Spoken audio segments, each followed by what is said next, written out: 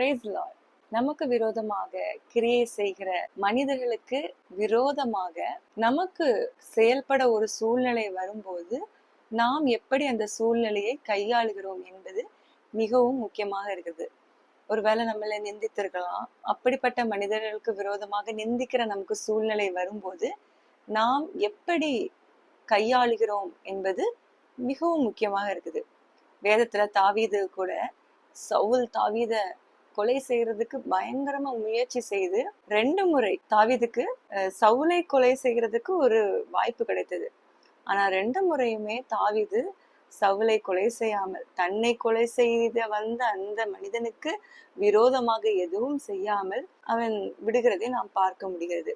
அப்படி ஒரு சூழ்நிலையில் தாவீது சவுலை நோக்கி சொல்கிறதான ஒரு வார்த்தை மிகவும் ஆச்சரியமாக இருக்கிறது.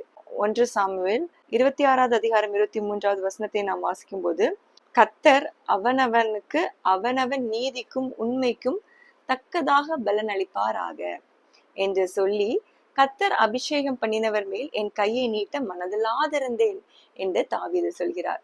அவர் கர்த்தர் அபிஷேகம் பண்ணப்பட்ட மனிதன் மேல கையை நீட்டுறதுக்கு அவருக்கு மனதுல விருப்பம் இல்லை.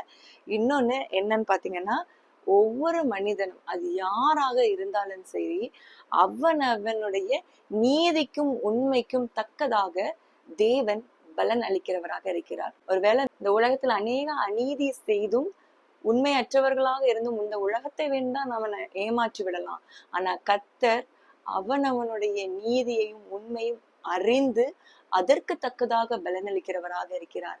இந்த நாளிலும் நாமும் ஒவ்வொரு நாளும் நம்முடைய அனுதின ஜீவியத்துல நீதியாக வாழ பிரயாசிப்போம், உண்மையாக வாழ பிரயாசிப்போம். அப்படி நாம் வாழும்போது நமக்கு எதிராக எழும்புகிற மனிதர்களிடமும் நாம் அவர்களுக்கு விரோதமாக எழும்பாமல் கர்த்தரையே சிந்தித்து கொண்டு கர்த்தரை போன்ற ஒரு சுபாவத்தை நாம் காட்டுவோம் என்றால் நம்முடைய நீதிக்கும் உண்மைக்கும் தக்கதாக கர்த்தர் நிச்சயமாக பலனளிப்பார்.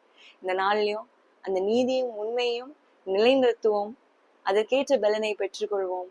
கர்த்தர் நிச்சயமா இந்த வார்த்தைகளால் உங்களை ஆசீர்வதிப்பார். God bless you. Amen.